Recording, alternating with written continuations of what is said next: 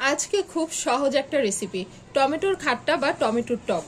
ঝটপট তৈরি দারুণ মজার এই রেসিপিটা চলুন চটপট দেখে নিই। বিসমিল্লাহির রহমানির রহিম।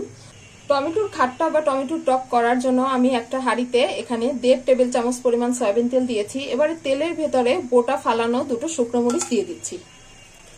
শুকনো মরিচ দুটো আমি একটু নেড়েচেড়ে ভেজে নিচ্ছি। এ দুটো দিয়েছি শুধু ফ্লেভারের জন্য। এবারে দিয়ে দিচ্ছি আমি 1 চা চামচ পরিমাণে চিকন করে কাটা রসুন কুচি। দিয়ে দিচ্ছি 2 টেবিল চামচ পরিমাণ পেঁয়াজ কুচি। নেড়ে চেড়ে পেঁয়াজ রসুন আমি একটু হালকা গোল্ডেন কালার হওয়া পর্যন্ত ভেজে নিচ্ছি।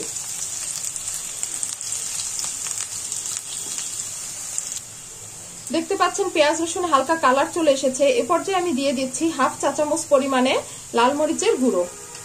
এটা দিচ্ছি ঝালের জন্য এবং এতে করে কালারটাও বেশ ভালো আসবে। মরিচের গুঁড়ো দিয়েই এবার আমি দিয়ে দিচ্ছি টমেটো কুচি। আমি এখানে মাঝারি সাইজের 5টা টমেটো এভাবে ছোট ছোট করে কুচি করে নিয়েছি। ভালোভাবে নেড়ে চেড়ে মশলার সাথে টমেটোগুলো মিশিয়ে নিচ্ছি।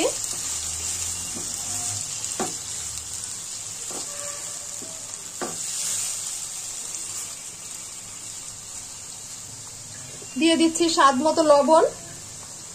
আবারও নেড়ে চেড়ে মিশিয়ে নিচ্ছি।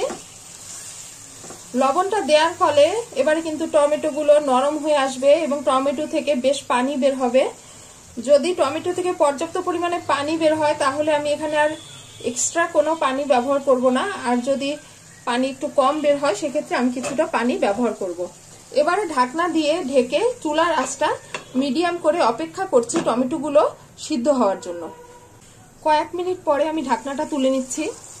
দেখুন টমেটো থেকে কিন্তু বেশ অনেকটা পানি বের হয়েছে এবং টমেটো বেশ নরম হয়ে এসেছে।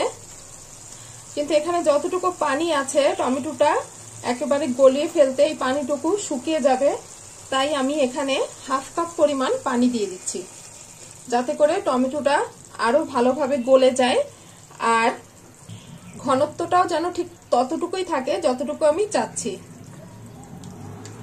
একটু নাড়াচাড়া করে দিলাম যাতে টমেটোটা আরো ভালোভাবে গলে যেতে পারে। আবারও কয়েক মিনিটের জন্য ঢাকনা দিয়ে ঢেকে দিচ্ছি। একটু পরে ঢাকনাটা তুলে নিচ্ছি। দেখুন টমেটো একেবারে গলে গিয়েছে। এরপরে যতটুকু আস্ত আছে আমি এভাবে একটু চেপে চেপে ভেঙে দিচ্ছি। এখানে আমি খুব সাধারণ মশলা ব্যবহার করেছি, কারণ আমার মনে হয় এখানে এক্সট্রা কোনো মশলা, অতিরিক্ত মশলা, আচার বা চাটনির মশলা ব্যবহার করলে সেটা চাটনি হয়ে যায়। আসলে আমার কাছে তখন সেটা খাট্টা মনে হয় না। আর যতটুকু মশলাই হোক এতেই কিন্তু এই খাট্টা বা টমেটোর টক অনেক মজার হয়। এ পর্যায়ে আমি দিয়ে দিচ্ছি সামান্য একটু চিনি।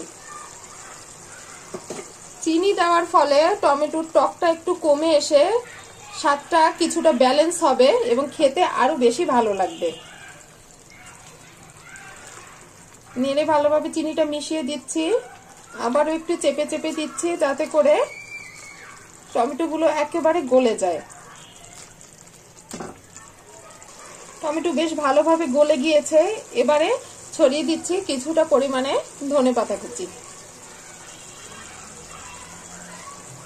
খুব সহজ সাধারণ একটা রেসিপি, কিন্তু এটা দিয়ে কিন্তু বেশ অনেক ভাত খাওয়া যায়।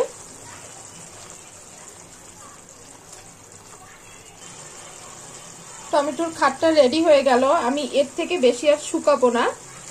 এখন ঘনত্বটা যেমন আছে আমি ঠিক এভাবেই রাখবো। আমি এবারে চুলার ফ্লেমটা অফ করে দিচ্ছি। খুব সহজে ঝটপট দারুণ একটা রেসিপি আপনাদের সাথে শেয়ার করলাম। সহজভাবে তৈরি হলেও এটা দিয়ে ভাত খেতে দারুণ মজা। আশা করি রেসিপিটা আপনাদের সবার ভালো লেগেছে। ভালো থাকবেন সবাই। আল্লাহ হাফেজ।